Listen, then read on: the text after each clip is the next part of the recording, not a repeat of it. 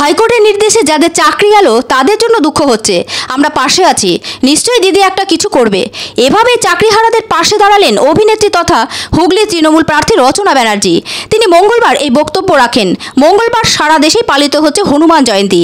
এই বিশেষ দিনে হনুমানজির পুজো সহ মঙ্গলচণ্ডীর পুজো দিয়ে তিনি সপ্তগ্রাম বিধানসভার অন্তর্গত বিভিন্ন জায়গায় প্রচারে নামেন। তারপর সাংবাদিকদের মুখোমুখি হন।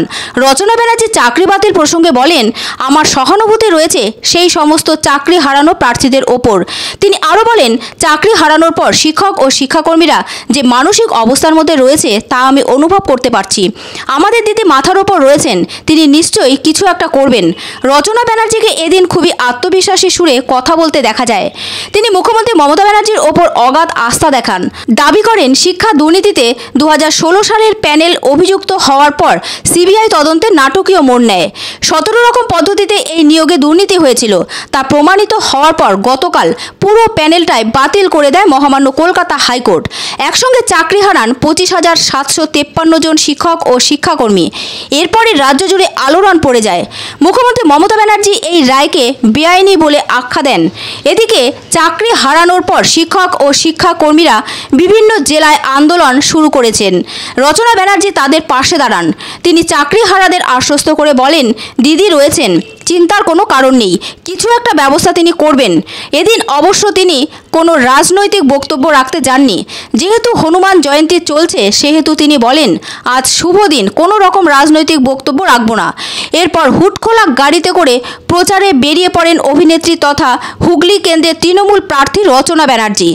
উল্লেখ্য, রচনার প্রতিপক্ষ লকেট চ্যাটার্জি, তিনিও একজন জনপ্রিয় অভিনেত্রী। লকেট দেবী চাকরি বাতিল প্রসঙ্গে ইতিমধ্যেই রাজ্য সরকারের ভূমিকা নিয়ে প্রশ্ন তুলতে শুরু করেছেন।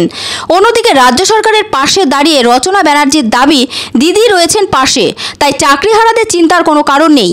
উল্লেখ্য, লোকসভা নির্বাচন শেষ হওয়ার 15 দিনের মধ্যে নতুন নিয়োগ প্রক্রিয়া শুরু করবে এসএসসি, এমনই নির্দেশ দিয়েছে কলকাতা হাইকোর্ট।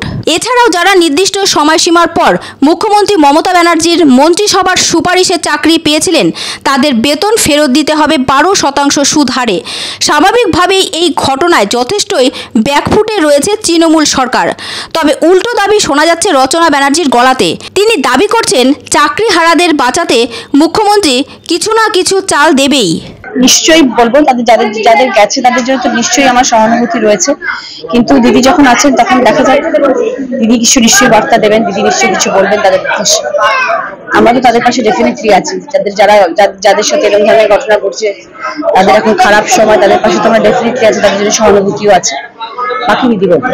কথা বলেছে তারা সেখানে রায়তে বলেছে যে আমরা 5,000 শূন্য পদ তৈরি করছি এবং যাদের চাকরি করে দিয়েছিল সেই চাকরিগুলো থাকবে, আর 5,000 শূন্য পদে আমরা নেব। কিন্তু সেটা কোনো কিছু করেনি তারা, এটা কোনো কিচ্ছু করেনি, কারণ তারা টাকা নিয়ে ফেলেছে। তো আপনারা বুঝতে পারছেন না যে এত লোকের ভবিষ্যৎ নিয়ে ছিনিমিনি খেলেছে, 23,000 লোক 25,000 লোকের চাকরি গেছে, তারা তো আজকে দোরগোড়ায় কালীঘাটে গিয়ে তারা দাঁড়াবে।